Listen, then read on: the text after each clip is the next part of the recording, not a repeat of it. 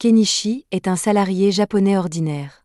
Un jour, alors qu'il se surmène comme d'habitude, il s'effondre sur le sol. Normalement, il devrait être envoyé dans un autre monde, mais dans le cas de Kenichi, il survit et intente un procès à sa société pour pouvoir prendre sa retraite dans une ferme. La vie se passe plutôt bien pour lui, mais tout à coup, alors qu'il se prépare à manger, il disparaît et apparaît au milieu d'une forêt. Il essaie de regarder autour de lui pour comprendre où il se trouve, mais tout ce qu'il trouve, c'est le squelette d'un chevalier déchu et un tas de plantes inconnues. Il a regardé beaucoup d'animes au cours de sa vie, et il sait qu'il s'agit probablement d'une aventure risquée. Pour le confirmer, il crie « Fenêtre d'état » pour voir s'il se passe quelque chose. À sa grande surprise, son écran de statut s'affiche, ce qui signifie qu'il est définitivement coincé dans un autre monde, et honnêtement, cela ne le dérange pas. Il vérifie son statut, mais il est un peu confus car il ne voit pas de barre de HP à l'écran. En revanche, il dispose de son compte Amazon, ce qui lui permet de faire autant d'achats impulsifs qu'il le souhaite. Il a également accès à une boîte à objets, alors il ramasse une poignée d'herbes pour tester les possibilités de la boîte à objets. Il met les mauvaises herbes dans sa boîte à objets et se rend compte qu'il peut séparer et récupérer les composants individuels des objets qu'il y met. Il décide également de tester le magasin et y jette un coup d'œil, mais malheureusement, il a toujours besoin d'argent pour acheter des objets. Un message indique qu'il peut échanger les objets de sa boîte contre de l'argent, mais pour l'instant, tout ce qu'il a, c'est de l'herbe, qui ne vaut pas grand-chose. Il n'a littéralement rien de valable à échanger contre de l'argent, et à ce rythme, il va probablement mourir de faim. C'est alors qu'il remarque l'équipement brillant du chevalier mort, et comme il est mort de toute façon, ce n'est pas comme s'il en avait encore besoin. La première chose que fait Kenichi est d'acheter des produits de première nécessité et du pain au magasin. Ensuite, il enterre le squelette du chevalier pour lui rendre hommage et quitte la région sur le nouveau vélo qu'il a acheté. Il est à la recherche d'un village pour parler à des gens et gagner de l'argent, mais il n'a aucune idée de l'endroit où il se trouve. Pour l'instant, il décide d'établir un campement pour la nuit, car il ne trouvera rien aujourd'hui. Cependant, s'il ne trouve pas de ville, il prévoit de revendre certaines des choses qu'il achète au magasin pour en tirer un énorme profit. S'il y parvient, il devrait pouvoir survivre et s'épanouir dans ce monde. Mais il y a un problème. Jusqu'à présent, Kenichi n'avait pas pensé qu'il serait dangereux de se trouver au milieu des bois. Une fois la nuit tombée, il se retrouve encerclé par une meute de loups qui n'ont pas l'air d'être amicaux. Kenichi panique, car il sait qu'il est mort s'il n'agit pas rapidement. Il se tourne donc vers son magasin et essaie immédiatement d'acheter le plus gros fusil qu'il puisse trouver. Malheureusement, il n'y a pas d'arme à feu, alors il se contente d'acheter un tas de feux d'artifice. Les feux d'artifice effraient un peu les loups, mais ce n'est finalement pas suffisant pour se débarrasser d'eux. Kenichi se met alors à chercher autre chose et finit par trouver un lance-pierre qu'il utilise pour tirer des balles sur les loups. La force des balles est telle qu'elle assomme quelques loups et pousse les autres à reconsidérer leurs options, car Kenichi n'est manifestement pas une cible aussi facile qu'il le pensait. Une fois que les loups ont reculé, Kenichi se précipite sur son vélo et s'enfonce dans la nuit pour s'éloigner le plus possible du territoire des loups. Le lendemain matin, Kenichi est épuisé par tout ce qu'il a fait à vélo, mais il n'a toujours aucune idée de l'endroit où il se trouve. Il achète une échelle et un télescope pour pouvoir grimper dans un arbre et observer ce qui l'entoure. Heureusement, il parvient à apercevoir une ville au loin, ce qui devrait lui permettre de commencer à gagner de l'argent s'il s'y rend. Il commence son long voyage à travers les prairies, mais lorsqu'il arrive enfin à la route principale, il manque de se faire écraser. Le conducteur de la charrette s'excuse d'avoir failli le renverser, et comme il se sent mal, il propose à Kenichi de l'emmener en ville. Il se présente comme étant Fuyu, un marchand, et celle qui se trouve à l'arrière du chariot est une barde itinérante, elle est donc une passagère. Pendant le trajet, Fuyu remarque que Kenichi est habillé de façon plutôt étrange. Il lui demande alors pourquoi il se rend en ville, et Kenichi répond qu'il a l'intention d'y ouvrir un commerce. Ils finissent par franchir les portes de la ville, Fuyu dépose Kenichi devant son magasin, et ce dernier l'aide à décharger sa cargaison. Fuyu remercie Kenichi pour son aide, mais c'est Kenichi qui devrait être reconnaissant car Fuyu l'a vraiment aidé. Pour montrer sa gratitude, il donne à Fuyu un sachet de poivre, mais lorsque Fuyu comprend ce que c'est, il avertit Kenichi de ne pas le vendre dans cette ville. Il existe une mafia des épices appelée Pikoba, qui détient un monopole total sur le marché des épices. Si Kenichi essaie de les concurrencer, il pourrait envoyer des assassins à ses trousses. Kenichi n'avait pas réalisé que le simple fait de vendre ses produits pouvait être aussi dangereux, et il est donc reconnaissant à Fuyu de l'avoir prévenu. Normalement, Fuyu ne voudrait pas risquer d'attirer l'attention de Pikoba, mais comme il s'agit d'une affaire privée entre lui et Kenichi, il décide d'acheter le poivre. Kenichi essaie de lui dire qu'il n'a pas à le payer, mais Fuyu insiste, car un marchand n'accepte jamais rien gratuitement, car cela signifierait qu'il doit une faveur à Kenichi. Kenichi peut comprendre cela, Il accepte donc le paiement de Fuyou, mais même s'il a fait une réduction à Fuyou, il a quand même gagné beaucoup plus que ce à quoi il s'attendait. Il n'a payé que 1000 yens pour ce poivre, mais Fuyou l'a payé l'équivalent de 100 000 yens. Kenichi se promène un peu dans la ville et finit par trouver une auberge et un restaurant locaux. Il y entre et est accueilli par l'hôtesse, Aslia. Il lui dit qu'il est ici pour se loger et qu'elle sera ravie de l'aider, alors elle le conduit à la réception. Le prix d'une chambre est d'une pièce de cuivre, et le paiement doit être effectué à l'avance. Kenichi lui donne donc l'argent. Il ne reste plus à Kenichi qu'à écrire son nom sur le contrat, mais Kenichi se rend soudain compte qu'il ne sait pas écrire dans la langue du pays. Aslia remarque les vêtements étranges de Kenichi et lui demande s'il est une sorte d'ambassadeur étranger, mais Kenichi lui répond qu'il est juste en ville parce qu'il veut monter sa propre affaire.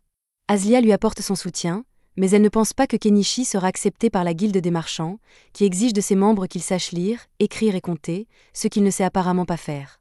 Kenichi sait parfaitement lire et écrire, mais il ne comprend pas la langue de ce pays. Quant aux mathématiques, il est plutôt doué, donc cela ne devrait pas poser de problème. Aslia ne croit pas que Kenichi sache vraiment faire des maths, alors elle lui pose un problème de multiplication de base pour le tester, et Kenichi répond instantanément, ce qui fait de lui un génie des maths dans ce monde. Aslia l'aide à écrire son nom sur le contrat, et comme Kenichi a besoin d'apprendre à lire et à écrire, il lui demande si elle serait prête à lui apprendre la langue de ce pays. Il lui propose de lui donner des bonbons en échange des leçons de langue, et lorsqu'elle entend « bonbons », elle est tout à fait d'accord. Il est pratiquement impossible de se procurer des bonbons dans le royaume de Kaden, car seuls les nobles ont le droit d'acheter ce genre de choses. En fait, si les nobles découvraient qu'elle a de si belles friandises, ils essaieraient probablement de les lui prendre, mais elle refuse que cela se produise. Une fois qu'Aslia s'est calmée, elle commence à enseigner à Kenichi la langue de ce monde, qui est assez facile à comprendre pour lui puisqu'elle est similaire au katakana du japonais. Les chiffres suivent également le même système décimal, si bien que Kenichi ne tarde pas à savoir lire et écrire parfaitement. Aslia est stupéfaite qu'il ait pu apprendre la langue en seulement quelques heures, et s'il peut faire cela, alors il est certainement assez intelligent pour se faire un bon nom en tant que marchand, et elle commence donc à le considérer comme un bon partenaire de mariage. Kenichi pense qu'Aslia plaisante, puisqu'il est assez âgé pour être son père, et ne prend donc pas sa déclaration au sérieux. Il termine le portrait qu'il avait dessiné d'elle, et quand Aslia le voit, elle est folle de joie parce qu'il lui ressemble exactement, et normalement, seuls les nobles ont droit à leur portrait. Kenichi lui a donné de délicieux bonbons et a dessiné un portrait pour elle. Elle ne peut donc pas le laisser partir sans lui donner quelque chose en retour, c'est pourquoi elle lui saute dessus, et cette nuit-là, Kenichi fait un clap. Le lendemain matin, Kenichi se rend à la guilde des marchands et rencontre l'un des représentants car il souhaite s'inscrire. Le représentant lui donne des documents à remplir, et une fois qu'il a terminé, il n'a plus qu'à payer les frais d'inscription pour devenir officiellement membre de la guilde marchande. Les frais d'inscription s'élèvent à une pièce d'argent, mais cela représente environ 50 000 yens. Il ne peut donc pas se permettre de tout payer en une seule fois et demande à payer en plusieurs fois. Heureusement, la guilde autorise les paiements partiels, et Kenichi est désormais un membre officiel de la guilde des marchands. La réceptionniste lui remet une carte d'identité et lui demande de la garder en évidence chaque fois qu'il fait des affaires, car elle sert de preuve qu'il fait partie de la guilde des marchands. Maintenant qu'il s'est inscrit, Kenichi décide de se promener dans le marché pour voir combien coûtent les choses ici. Dans l'ensemble, tous les produits manufacturés sont beaucoup plus chers que s'ils étaient achetés dans son magasin. Les seules choses dont le prix est raisonnable sont les produits alimentaires, alors Kenichi achète un sac de fruits à un vendeur. Le lendemain, Kenichi travaille à la création d'un stand pour pouvoir vendre ses produits en ville, et Aslia est impressionnée par la facilité avec laquelle il a fabriqué. Pendant que Kenichi installe quelques prospectus, Aslia remarque qu'il utilise des pinces à linge, qui l'intéressent beaucoup car leur design est vraiment sympa. Les pinces à linge qui existent dans ce monde sont faites de bois et d'un élastique, mais elles se cassent si facilement qu'elles sont pratiquement inutiles. Elle demande à Kenichi s'il les vend aussi, mais ce dernier n'avait même pas envisagé que quelque chose d'aussi simple que des pinces à linge puisse avoir autant de valeur. Plus tard dans la journée, Kenichi se rend au marché pour son premier jour en tant que marchand et trouve un bon emplacement à côté d'une vieille dame. Il lui demande si elle est d'accord pour qu'il y installe son étalage, et elle n'y voit aucun inconvénient, alors Kenichi sort son étalage de sa boîte à objets. Hanama est impressionnée par la sélection de marchandises de Kenichi, elle regarde un peu autour d'elle et repère les pinces à linge qu'il vend. Comme elle les aime beaucoup, elle propose d'en acheter quelques-unes, ce qui surprend Kenichi, qui ne pensait pas qu'elle voudrait soutenir son concurrent. Hanama lui fait remarquer qu'il n'y a pas de règle interdisant d'acheter chez lui, et qu'en plus, elle n'a pas l'intention d'avoir une sorte de rivalité avec lui de toute façon. Au fur et à mesure que la journée avance, l'étal de Kenichi commence à attirer des clients, si bien que ses marchandises se vendent rapidement. En particulier, les pinces à linge sont devenues très populaires en raison de leur fiabilité, si bien que Kenichi pourrait probablement vivre de leur seule vente. Cependant, il sait que d'autres personnes finiront par créer des pinces à linge similaires, et il ne peut donc pas compter sur elles éternellement. À ce moment-là, un homme s'approche de l'étal de Kenichi, et d'après le fait qu'il porte une épée à la hanche et des vêtements finement confectionnés, Kenichi peut dire qu'il doit s'agir d'un noble. L'homme dit qu'il veut voir le couteau de Kenichi, alors Kenichi le laisse le tester. Lorsque l'homme est satisfait des tests de tranchant, il demande le prix. Kenichi lui dit que le couteau coûte 2 pièces d'argent, ce qui est assez cher, mais l'homme comprend pourquoi, car ce couteau est d'excellente facture. Il aimerait bien l'acheter, mais il a besoin d'une lame un peu plus longue. Kenichi vérifie donc dans son magasin s'il n'y a pas quelque chose de plus grand, et il finit par trouver un katana. L'homme adore le katana, mais Kenichi lui dit que le prix est d'une pièce d'or, ce qui est très cher, et l'homme ne sait pas s'il doit l'acheter ou non. Alors que Kenichi regarde l'homme essayer de se convaincre que le sabre est une dépense nécessaire, une fille chat commence à renifler son visage et à le lécher. C'est la première fois que Kenichi voit un peuple de bêtes, il est donc un peu effrayé au début, mais il se calme rapidement et leur demande ce qu'elles veulent acheter. Ils lui disent qu'ils veulent le tissu qu'il utilise pour couvrir son étal, et qu'à l'origine, ce tissu n'était pas destiné à être vendu, mais Kenichi est un homme d'affaires, alors s'ils veulent le tissu, il le vendra. Il leur dit qu'un tissu coûte 3 pièces de cuivre, mais que s'ils veulent en acheter 3, il leur fera une réduction et ne leur demandera que 8 pièces de cuivre. C'est une bonne affaire pour eux, mais le peuple des bêtes est vraiment mauvais en maths, donc ils ne comprennent pas du tout ce que Kenichi a dit et pensent qu'il essaie de les arnaquer. Le noble dit au peuple des bêtes que Kenichi leur dit la vérité et qu'ils n'ont donc pas à s'inquiéter de se faire arnaquer, alors ils le croient sur parole et achètent les tissus. L'homme décide également d'acheter l'épée car elle est incroyablement bien faite, et à la fin de la journée, Kenichi fait un très bon profit. Pendant ce temps, ailleurs dans la ville, une servante qui a acheté les pinces à linge de Kenichi les montre à sa maîtresse, Primula. Margaret demande à Primula si elles peuvent les utiliser dans le manoir car elles lui faciliteraient beaucoup le travail. Primula trouve que c'est une bonne idée et dit à Margaret d'aller en acheter d'autres demain. Mieux encore, elle veut vendre ses pinces à linge dans sa propre entreprise, car c'est une mine d'or d'opportunités, et elle s'en va demander la permission à son père. Ce soir-là, Kenichi prend un bain au bord du puits, et il aimerait vraiment avoir un bain chaud, mais les bains chauds n'ont pas encore été inventés, alors il va devoir en fabriquer un lui-même. Il regarde dans le magasin pour voir s'il y a quelque chose qu'il pourrait utiliser pour faire un bain chaud, et trouve par hasard un tonneau à vendre. Il a donc l'intention de le remplir d'eau et de le mettre sur le feu pour qu'il puisse à nouveau prendre un bain chaud.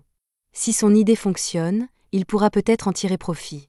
Par ailleurs, Kenichi a beaucoup profité de l'écran de sa boutique en ligne, mais il n'a aucune idée de son fonctionnement ni de la façon dont les colis lui parviennent. Pour être honnête, c'est bien trop beau pour être vrai, et Kenichi craint qu'on lui vole son âme en guise de compensation, mais pour l'instant, il ne sert à rien de s'inquiéter, alors il décide d'aller dormir. Pendant ce temps, dans la forêt, il y a une petite fille nommée Anémone, et elle est actuellement en fuite. Le lendemain, alors que Kenichi prépare son magasin, il décide de mettre à jour son inventaire et met en vente quelques bijoux. Ce ne sont pas des pierres précieuses, mais elles sont jolies, et il devrait pouvoir en tirer un bon profit. C'est à ce moment-là que Margaret, la servante d'hier, arrive et dit qu'elle est venue acheter d'autres pinces à linge à Kenichi. Il lui demande combien elle veut en acheter et est surpris d'entendre qu'elle en veut 100, mais elle a l'argent pour cela, alors il finalise la vente. Alors qu'il emballe les épingles pour elle, Margaret remarque certains des bijoux qu'il a disposés et demande s'ils sont faits de vrais diamants. Kenichi lui répond que les bijoux sont tous faits de verre poli, mais qu'ils sont tout de même très beaux. Margaret lui demande donc d'en mettre un de côté pour qu'elle puisse revenir l'acheter plus tard. Les affaires continuent comme d'habitude pendant le reste de la journée, mais juste au moment où Kenichi s'apprête à fermer boutique pour la journée, les fous de bêtes de la veille reviennent dans sa boutique. Ils ont l'air plutôt sérieux et Kenichi craint qu'ils ne soient là pour le battre, mais Miare s'approche de son visage et dit aux autres qu'elle sent une odeur d'épices venant de lui. Les autres bêtes commencent à faire la fête et demandent à Kenichi de leur vendre quelques-unes de ces épices, mais celui-ci hésite à le faire après ce qu'il a entendu sur le syndicat des épices. Il n'a aucune idée de la façon dont ils opèrent et de ce qu'ils lui feront s'ils découvrent qu'il vend des épices, alors il ne veut pas prendre le risque. Les hommes bêtes ne cessent de le supplier de faire une exception, mais les habitants de la région leur disent qu'ils ne peuvent pas s'attendre à ce qu'un nouveau venu comme Kenichi prenne des risques pour eux, et les hommes bêtes semblent avoir compris le message. Kenichi ne peut pas leur vendre d'épices, mais il n'enfreint aucune règle s'il partage un repas avec eux. Il invite donc le groupe à venir manger avec lui, mais il devra le faire dans les bois pour ne pas attirer l'attention. Les fous de bêtes sont très heureux d'entendre cela, et plus tard dans la nuit, ils rejoignent tous Kenichi et Hanama à la périphérie de la ville pour qu'ils puissent commencer à cuisiner. Kenichi est sur le point de commencer à cuisiner quand Hanama lui demande si elle peut l'aider, alors il lui dit de couper quelques légumes pour lui. Cependant, quand Hanama regarde les légumes, elle n'arrive pas à croire à quel point ils sont vibrants et juteux.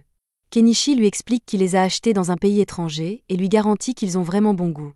Pendant que Kenichi et Hanama travaillent sur les légumes, Miale et les autres fous de bêtes sont occupés à pêcher des poissons dans la rivière, et ils parviennent bientôt à en attraper une bonne quantité.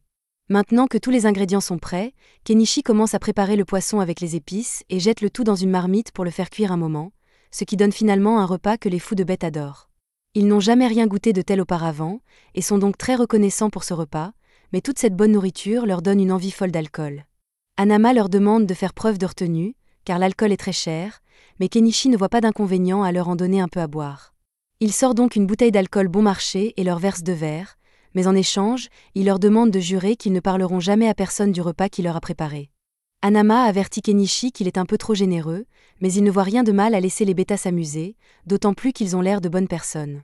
Cette nuit-là, ils boivent ensemble, se baignent ensemble et finissent par s'endormir à la belle étoile, et Miale semble vraiment apprécier Kenichi à présent. Le lendemain matin, Kenichi revient à l'auberge et Azalea est un peu contrarié parce qu'il est resté dehors toute la nuit. Kenichi essaie d'expliquer qu'il n'a fait que passer la nuit avec un couple de beast folk à l'extérieur de la ville, mais à en juger par la fourrure de femme-chat sur sa veste, elle pense que Kenichi a fait bien plus que passer la nuit, et elle est furieuse qu'il ait choisi de le faire avec une femme-chat plutôt qu'avec elle. Plus tard dans la journée, Kenichi prépare son magasin pour une nouvelle journée de travail, mais pendant qu'il le fait, Margaret arrive avec Primula pour visiter le magasin de Kenichi. Kenichi est d'abord distrait par la beauté de Primula, puis il remarque Margaret debout derrière elle et réalise qu'elles doivent être ici pour acheter le collier que Margaret lui a demandé hier. Il l'apporte et Margaret le paie avant de le donner à Primula pour qu'elle puisse l'inspecter. Vu la qualité de la fabrication, elle a du mal à croire qu'il n'est pas fait de vrais diamants. Elle lui demande s'il en a d'autres en stock, alors Kenichi en achète plusieurs dans son magasin et les lui montre. Primula est incroyablement impressionnée par la qualité des produits de Kenichi et par le fait qu'il possède une boîte à objets. Elle a une requête à lui faire. Elle lui dit qu'elle est la fille du propriétaire de la Mallow Trading Company, et que si Kenichi veut bien l'accompagner, elle aimerait le présenter à son père. Kenichi apprécie l'idée de rencontrer la propriétaire d'une importante société commerciale, mais il hésite à rencontrer des gros bonnets, car cela pourrait lui causer des ennuis. Cependant, Hanama lui dit que le père de Primula est bien connu en ville et que tout le monde dit que c'est un homme de bonne moralité, donc Kenichi n'a pas à s'inquiéter d'avoir des ennuis avec lui. Kenichi accepte donc d'accompagner Primula, qui l'invite à se joindre à elle dans sa calèche pour rencontrer son père. En chemin, Primula lui montre des répliques de pinces à linge qu'elle a fabriquées, et bien que la forme en bois soit assez facile à copier, la pince en métal était trop complexe à fabriquer pour son artisan. Kenichi comprend pourquoi ils n'ont pas réussi à trouver la solution, car même lui ne sait pas comment les ressorts sont fabriqués, mais il sait que c'est un processus compliqué.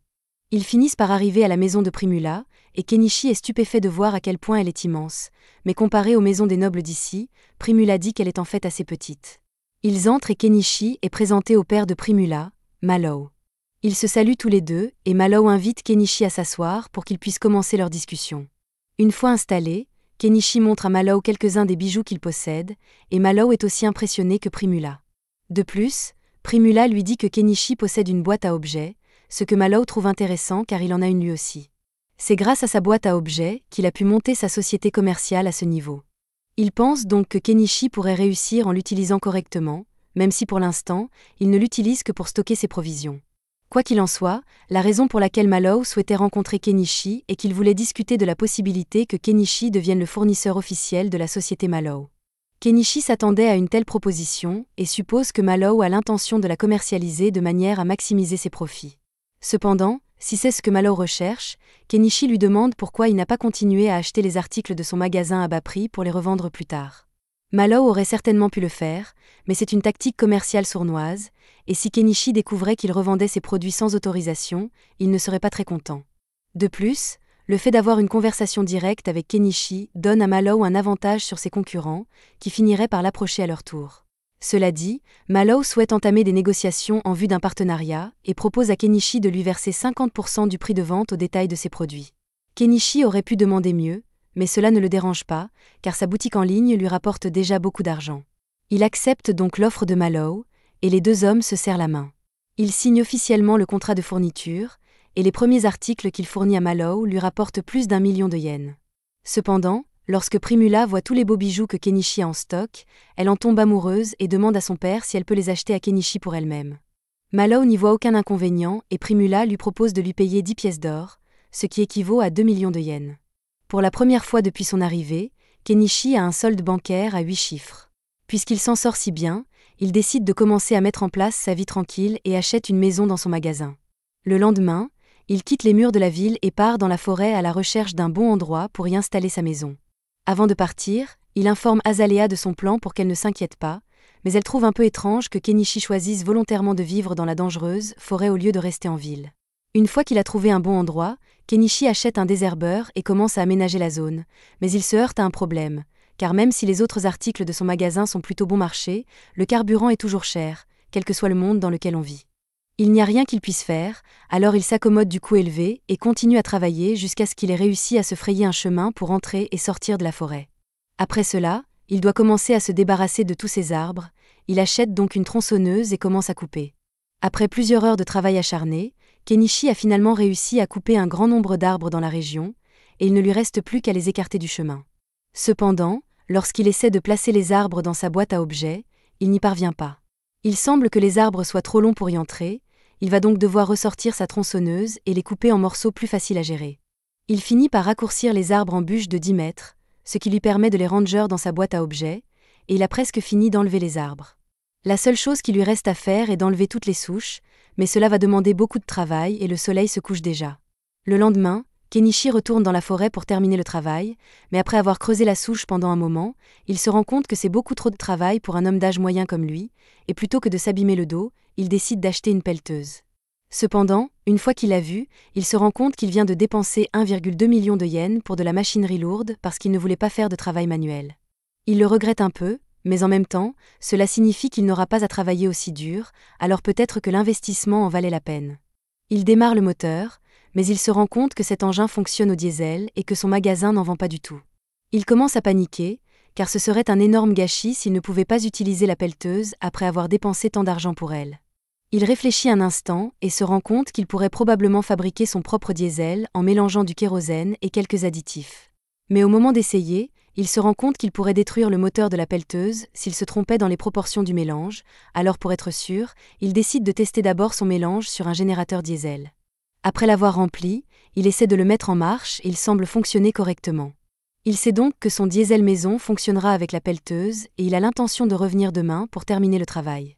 Entre-temps, il doit faire quelque chose pour lutter contre les insectes, et le lendemain, il décide de se rendre dans une boutique de magie locale pour acheter des pierres magiques anti-insectes. Lorsqu'il entre dans la boutique, le sorcier qui en est le propriétaire accueille Kenichi et lui demande d'où il vient, car il ne l'a jamais vu dans le coin.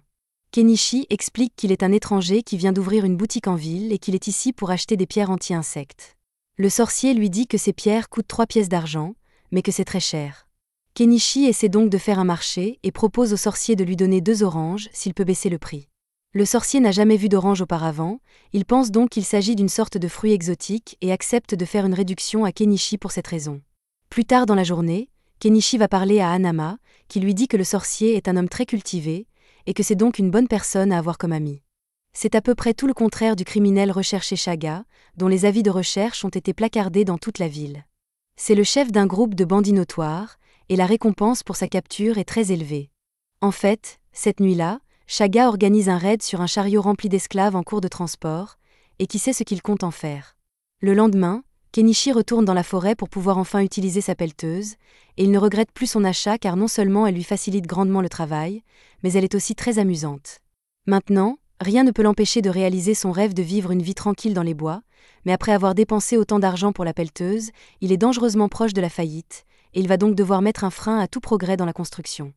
Un peu plus tard, Kenichi retourne voir Mallow et Primula dans l'espoir de leur vendre du sel et du sucre pour faire un bon profit. Mallow teste le sucre et est satisfait de sa qualité, mais il ne peut pas l'acheter à Kenichi. L'État se réserve tous les droits sur le sucre et le sel, et Mallow aurait des ennuis s'il les achetait auprès d'une source non autorisée. En revanche, les bijoux que Kenichi lui a vendus auparavant se vendent comme des petits pains, et Mallow aimerait bien en acheter d'autres immédiatement. Les bijoux supplémentaires que Kenichi vient de vendre lui ont rapporté 15 pièces d'or, soit environ 3 millions de yens. Il a maintenant assez d'argent pour acheter la cabane en rondins qu'il a trouvée dans son magasin.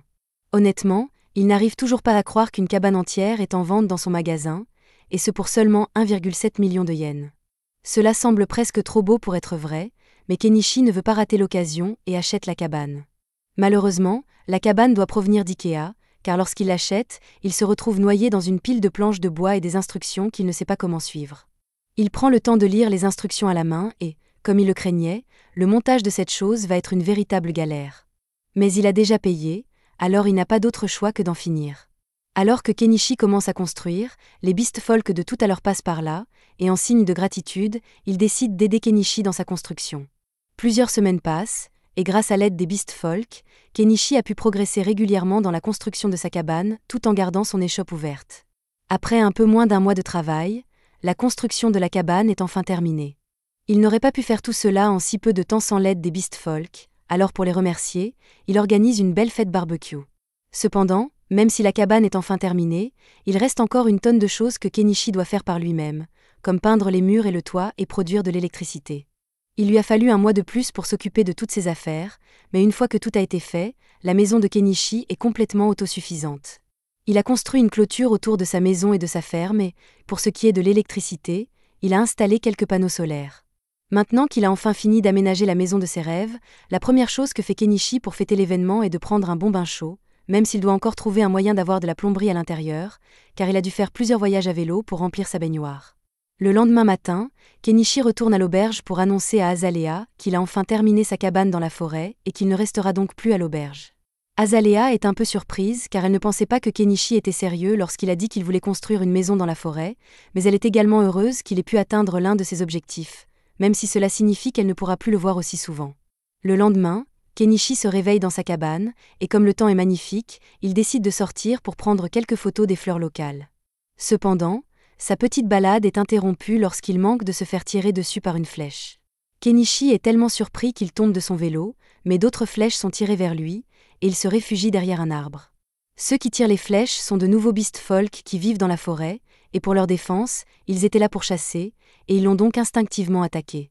Mais même après avoir réalisé que Kenichi est l'humain qui a construit une maison dans cette forêt, il s'en fiche et décide de le tuer quand même. Kenichi n'a aucune idée de la raison pour laquelle ces Beast Folk l'attaquent, mais il n'a pas l'intention de rester les bras croisés et de les laisser faire ce qu'ils veulent, alors il fouille dans son inventaire et sort son lance-pierre pour riposter. Les Beast Folk sont un peu effrayés, car ils ne s'attendaient pas à ce que le faible humain riposte, et ils commencent à réévaluer leur choix lorsque Kenichi leur lance des feux d'artifice et sort sa pelleteuse. Les Beast Folk n'ont pas l'intention d'attendre de voir ce que cette chose peut faire, alors ils s'enfuient tous, et Kenichi se demande ce qui s'est passé, mais juste à ce moment-là, il remarque un animal blessé qui crie de douleur au pied de l'arbre. Il a reçu une balle dans la patte et ne tiendra probablement pas longtemps si Kenichi ne fait pas quelque chose rapidement. Il s'approche du chat, mais celui-ci ne lui fait pas confiance et grogne lorsqu'il s'approche de lui. Kenichi ne veut pas se faire mordre, alors il dépense un peu d'argent pour acheter une armure de coussin au cas où le chat essaierait de le mordre. Mais alors qu'il s'apprête à retirer la flèche, le chat se défend à peine, il doit donc être à bout d'énergie. Il achète donc une bouteille d'alcool pour désinfecter la plaie et applique ensuite une crème antibiotique. Les blessures du chat ont été soignées, mais il n'y a toujours aucune garantie qu'il survivra à l'air libre, alors Kenichi décide de le ramener chez lui. Il installe une couverture pour que le chat puisse se reposer, mais il n'a toujours pas bougé d'un poil depuis qu'il a soigné, et il commence à s'inquiéter. Il n'a pas vu de vétérinaire depuis qu'il est arrivé dans cette ville, mais il y a peut-être une sorte de magie de guérison qu'il peut utiliser, alors il va demander au magicien ce qu'il en est. Le sorcier écoute l'histoire de Kenichi et se rend compte qu'il a dû trouver un lynx, mais il ne comprend pas pourquoi Kenichi voudrait s'embêter à le soigner puisqu'il pourrait facilement le tuer et vendre sa fourrure pour en tirer un bon profit. Le sorcier n'étant pas d'une grande aide, Kenichi retourne à l'extérieur, et alors qu'il passe par là, Miare saute sur lui et commence à renifler. Elle sent l'odeur d'un lynx sur lui, et son peuple considère les lynx comme des messagers de Dieu, alors elle est très excitée et veut le voir de ses propres yeux. Elle suit Kenichi jusqu'à sa maison, et dès qu'elle voit le lynx, elle peut déjà dire que sa blessure a été causée par le chien Beast Folk, et elle jure de leur faire payer. Pendant ce temps, le lynx semble aller un peu mieux, mais il continue d'essayer de lécher sa blessure, si bien que Kenichi est obligé de lui coller un cône sur la tête. Miare est impressionnée par les compétences de Kenichi en matière de soins de santé. Elle lui demande s'il est médecin, mais il lui répond qu'il connaît juste quelques notions de premier secours. Miare veut remercier Kenichi d'avoir sauvé le lynx roux, alors elle sort et chasse rapidement pour donner à Kenichi de la viande d'oiseau, et une fois qu'elle a ramené sa prise, Kenichi la fait griller pour leur dîner. Après le repas, Miare est épuisée et demande à Kenichi de la laisser passer la nuit ici. Kenichi lui demande si elle peut laisser tomber son travail et passer la nuit ici, mais elle est plus préoccupée par le lynx roux que par son travail en ce moment. Kenichi accepte de la laisser passer la nuit, mais il n'a qu'un seul lit, alors Miare suggère qu'ils dorment tous les deux ensemble, et Miare finit par se retrouver sur Kenichi plus tard dans la nuit. Quelques jours plus tard, le chat semble aller beaucoup mieux, et Kenichi décide de commencer à travailler dans sa ferme. Mais même s'il peut acheter des semis et des outils pour sa ferme, il doit toujours penser à sa situation en matière d'eau, car devoir courir jusqu'à la rivière chaque fois qu'il veut arroser ses cultures serait très pénible à gérer. La première chose qui lui vient à l'esprit est de construire un puits avec une pompe, mais ce sera pour demain, car il est trop fatigué pour le faire aujourd'hui. Il va se coucher et, le lendemain matin, il se réveille avec la sensation du lynx qui lui a sauté sur l'estomac. Même si cela lui fait mal, il est heureux de voir que le lynx est plein d'énergie, alors il lui enlève son cône et le relâche dans la nature pour qu'il vive sa vie. Revenons à l'affaire du puits. Kenichi décide de prendre quelques jours de congé pour s'occuper de son étable afin de pouvoir y travailler. Il perce un trou dans le sol et installe une pompe électrique, ce qui lui permet d'avoir accès à de l'eau fraîche chaque fois qu'il en a besoin. Pour fêter l'événement, il commence à remplir sa baignoire pour faire trempette, mais tout à coup, il entend Primula l'appeler. Il est surpris de la voir ici. Primula lui explique qu'il n'a pas ouvert son magasin aujourd'hui, qu'elle s'est inquiétée et que Miaré lui a parlé de sa cabane, alors elle a décidé de lui rendre visite. Elle est impressionnée par le fait que Kenichi ait pu construire tout cela tout seul, mais elle remarque ensuite la pelleteuse géante à côté de sa maison, et elle lui demande ce qu'il en est. Kenichi ne veut pas avoir à expliquer le fonctionnement de cette chose, alors il dit simplement qu'il s'agit de son familier invoqué pour rester simple.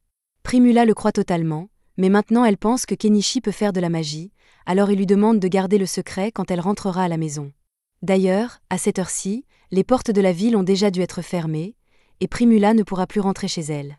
Primula le sait déjà, c'est pourquoi elle a l'intention de passer la nuit avec Kenichi. Même lorsque Kenichi l'avertit qu'il n'a qu'un seul lit, elle insiste pour dire que c'est bon. À ce moment-là, elle remarque le tonneau derrière lui et demande à quoi il sert. Kenichi lui explique qu'il s'agit d'un bain chaud, ce qui enthousiasme Primula qui demande à l'essayer. À la tombée de la nuit, Kenichi a réchauffé le bain, Primula y entre donc et elle adore la sensation de chaleur. Mais le fait qu'elle se trouve au milieu des bois la rend un peu mal à l'aise, et elle commence à appeler Kenichi. Kenichi lui dit qu'il est assis de l'autre côté du mur, mais Primula dit qu'elle se sentirait mieux si elle pouvait le voir face à face.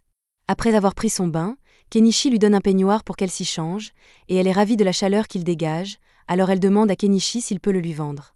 Kenichi lui dit qu'il n'est pas à vendre, mais elle continue à le supplier et il finit par accepter de lui vendre quelques peignoirs. Primula n'en revient pas de la variété de produits que Kenichi a à sa disposition. Elle est persuadée qu'il deviendrait le plus grand marchand du royaume s'il essayait de le faire. Cependant, Kenichi n'est pas intéressé par un tel objectif, car cela lui causerait beaucoup d'ennuis s'il attirait l'attention des nobles de la région. Tout ce qu'il veut, c'est mener une vie tranquille et gagner suffisamment d'argent pour être à l'aise. Primula lui promet donc de faire tout ce qui est en son pouvoir pour l'aider à mener une vie tranquille. Un peu plus tard, ils vont se coucher, mais Kenichi ne veut pas que ce qui s'est passé avec Miaré se répète. Il décide donc d'acheter un deuxième lit à Primula pour la nuit, afin d'éviter tout malentendu. Pendant ce temps, dans le camp des Outlaws, Shaga semble avoir reçu un travail de la part de quelqu'un de très important, ce qui pourrait lui valoir des ennuis à l'avenir. Le lendemain matin, Kenichi ramène Primula chez elle et décide de parler à Mallow des peignoirs dont Primula lui a parlé. Mallow est intrigué par ce tissu étrange et pense qu'il se vendra très bien. Puisqu'ils en sont là, Kenichi décide d'évoquer la possibilité de vendre quelque chose d'un peu plus épicé. Primula semble intéressée, mais Mallow rejette immédiatement cette idée. C'est alors que Margaret entre dans la pièce pour apporter à Mallow les registres qu'il a demandés. Comme Kenichi semble un peu curieux, Mallow explique qu'il est en train de réécrire tous les anciens registres parce que l'Empire vient de mettre au point un nouveau système génial de suivi des ventes appelé comptabilité en partie double. Kenichi est surpris, car le système de comptabilité en partie double était courant au Japon.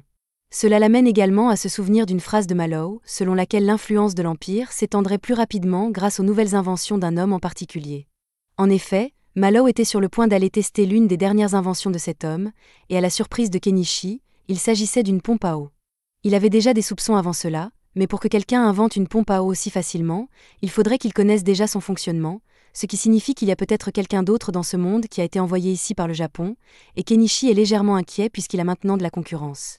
Les jours suivants, Primula rendra occasionnellement visite à Kenichi et passera la nuit chez lui, mais ce soir est spécial car elle doit partir demain pour une tournée de ravitaillement, et ne pourra donc pas lui rendre visite pendant un certain temps. Elle demande à Kenichi s'il a encore cette chemise de nuit épicée car elle aimerait la lui acheter. Kenichi demande alors s'il y a un homme qu'elle essaie de séduire et Primula répond en disant que c'est lui qu'elle recherche. Kenichi ne sait pas quoi répondre, mais il pense que ce n'est pas bien pour lui d'avoir ce genre de relation avec Primula, d'autant plus qu'il est ami avec Mallow, et qu'il n'y a aucune chance que Mallow soit d'accord pour que Primula ait une relation avec un vieil homme comme lui. Cependant, Primula dit à Kenichi qu'elle a déjà obtenu l'accord de son père, et que cela ne posera donc pas de problème. Malgré cela, Kenichi a encore beaucoup trop de choses à faire en ce moment, et il ne peut pas gérer une relation. Il demande à Primula si elle accepterait de mettre la discussion sur la relation en suspens pendant un certain temps. Primula comprend, mais elle dit qu'elle aimerait partager le même lit que Kenichi au moins une fois avant de partir, même si c'est juste pour dormir à côté de lui. Le lendemain matin, Kenichi reçoit la visite inattendue d'un chevalier, qui s'avère être celui à qui il a vendu une épée la dernière fois. Son nom est Northball, et il a été envoyé ici pour enquêter parce qu'il y a eu des rapports sur un vieil homme étrange vivant dans les bois. Mais comme il connaît déjà Kenichi, il peut affirmer qu'il ne se passe rien de sinistre ici. Avant de partir, il raconte à Kenichi une nouvelle intéressante qu'il a entendue récemment. Un mage de l'Empire a créé un condiment merveilleux, la mayonnaise, et il a réussi à vaincre un dragon avec ce condiment. Il ne fait aucun doute pour Kenichi que cet homme mystérieux doit venir du Japon, et avec tout ce qu'il a accompli jusqu'à présent, Kenichi se sent vraiment surclassé. Mais comme il n'a pas l'intention de le rencontrer de sitôt, le mois suivant se déroule sans problème. Kenichi est assis à son étal un après-midi lorsqu'il se rend compte que la caravane d'approvisionnement de Primula devrait bientôt revenir, et il prévoit donc de lui rendre visite dans la journée. Cependant, à ce moment-là, il entend une grande agitation sur la place de la ville et se lève pour aller voir de quoi il s'agit. Apparemment, une caravane a été attaquée par des bandits, et tout le monde à bord a été kidnappé, y compris Primula. Mallow supplie les aventuriers dans les rues de l'aider à sauver sa fille, mais comme le bandit qui l'a enlevé est l'infâme hors-la-loi Shaga, personne ne veut prendre le risque de s'opposer à lui. Il faudra des jours avant que l'ordre des chevaliers ne puisse organiser une mission de sauvetage dans ces circonstances. Pendant ce temps, Primula est enfermée dans une cage par Shaga et ses hommes de main. Elle est encore indemne pour l'instant, mais c'est parce que Shaga a l'intention de la vendre à des nobles malades pour arrondir ses fins de mois, et que ses chances de s'échapper par ses propres moyens sont pratiquement nulles. Mallow sait que ce n'est qu'une question de temps avant que Primula ne connaisse un sort terrible. Il est donc prêt à tout pour la sauver et se tourne vers Kenichi pour lui demander de l'aide. Kenichi n'est absolument pas capable de se battre, mais il se soucie beaucoup de Primula, et il finit par accepter de faire quelque chose pour remédier à la situation. Cependant, il n'a pas assez d'argent pour mener à bien son projet. Il dit donc à Mallow qu'il va avoir besoin d'argent pour faire ses préparatifs. Sans hésiter, Mallow lui tend un sac de pièces d'or, car il est prêt à donner à Kenichi toutes les pièces qu'il possède, à condition qu'il puisse ramener Primula saine et sauve. Il explique à Kenichi que la base d'opération de Shaga se trouve dans les ruines, à 50 km à l'ouest de Dahlia, et que c'est une sacrée distance. Il regarde les voitures disponibles dans son magasin et décide finalement d'acheter un camion. Mais avant de le faire, il prévient tout le monde qu'il est sur le point d'utiliser la magie d'invocation et qu'il faut donc s'éloigner. Il entonne ensuite un petit chant ridicule pour faire croire à tout le monde qu'il s'agit bien de magie d'invocation, et une fois que son camion apparaît, il monte dessus et demande si quelqu'un est prêt à venir se battre avec lui.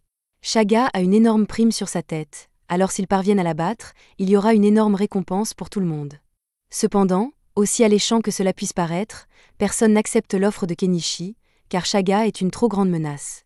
Kenichi commence à s'inquiéter de devoir faire cela tout seul, mais c'est alors que le lynx qu'il a sauvé le mois dernier s'approche de lui, et même s'il ne parle pas le chat, il peut dire que le lynx lui dit qu'il veut l'aider. En parlant de chat, Mialet et les autres bêtes veulent aussi aider Kenichi, car ils lui doivent une faveur pour toute l'aide qu'il leur a apportée. Kenichi est heureux de voir qu'il a des gens de son côté, alors pour les préparer au combat, il achète un arc à poulie pour Mialet et une hache et quelques épées pour les frères de Mialet. À ce moment-là, il entend quelqu'un dire qu'il veut l'aider, et quand il regarde en bas, il trouve Paul debout.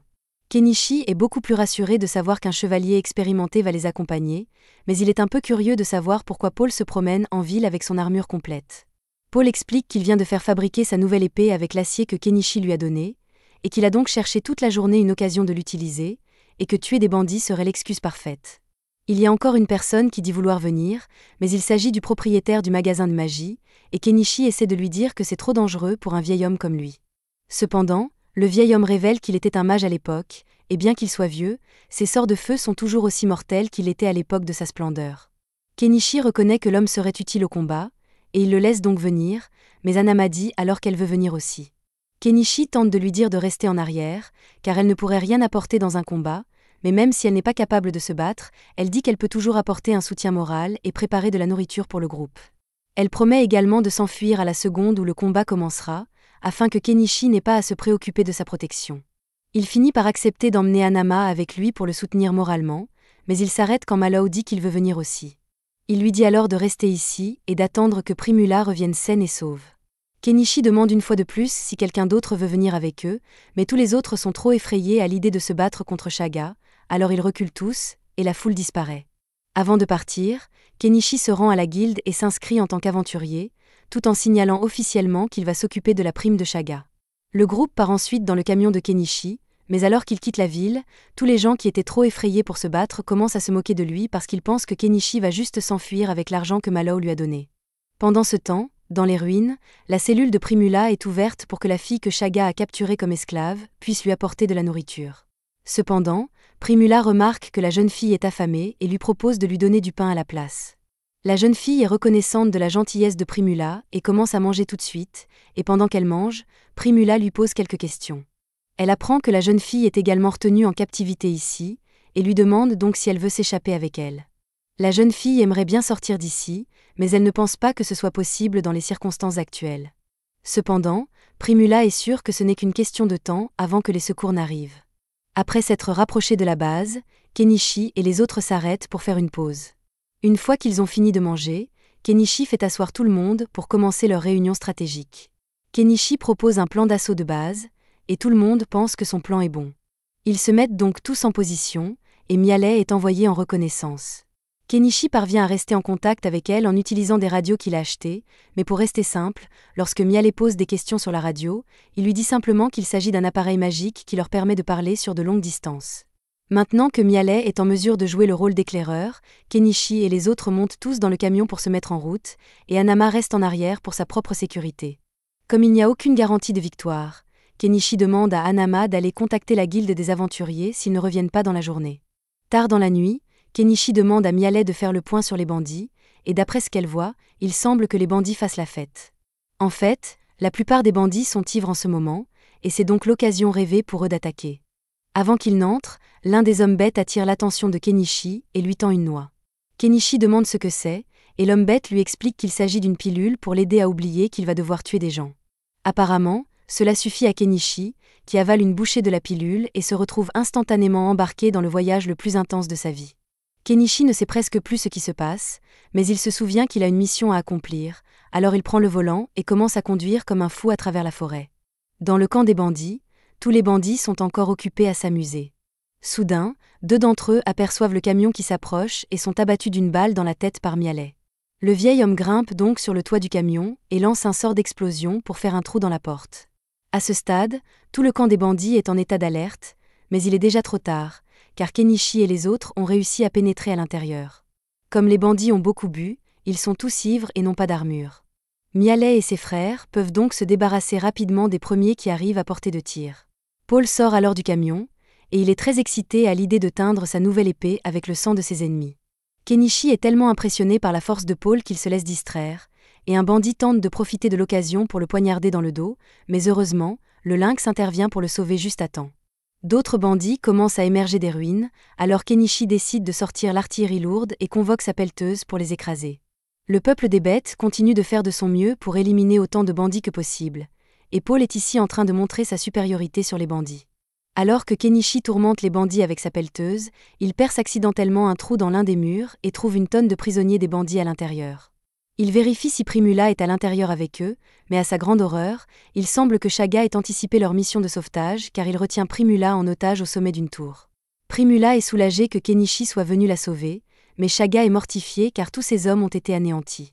Il pensait qu'un groupe serait envoyé pour sauver Primula, mais il n'aurait jamais imaginé qu'il serait aussi fort.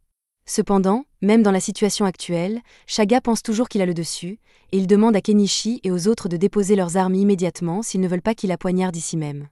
Ils se fichent tous sur place car ils ne veulent pas que Primula soit blessée, mais Kenichi n'a pas l'intention de laisser Shaga s'échapper.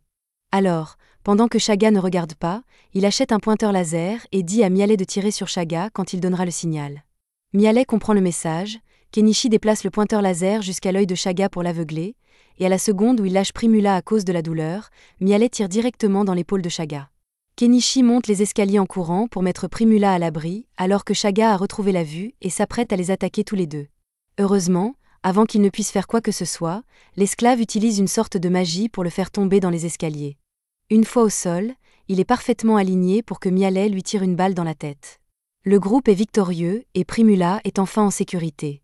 La première chose qu'ils font est d'envoyer Nanji annoncer la bonne nouvelle à Hanama. Ensuite, Kenichi range ses véhicules et achète des vêtements pour tous les prisonniers qu'ils ont sauvés. Pendant qu'il se nettoie, il remarque la petite fille et demande à Primula de la laver, et pendant ce temps, il lui donne une paire de ciseaux pour lui couper les cheveux.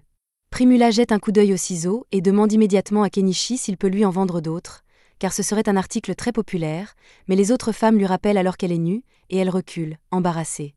Une fois que tout le monde s'est habillé, Kenichi va parler à la petite fille et se présente à elle.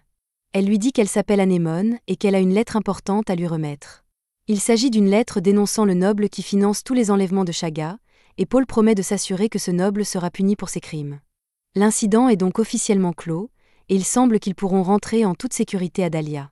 Mais d'abord, tout le monde est très fatigué, alors ils s'endorment pour la nuit. C'est la fin de l'épisode 4. Abonnez-vous pour ne pas manquer la suite.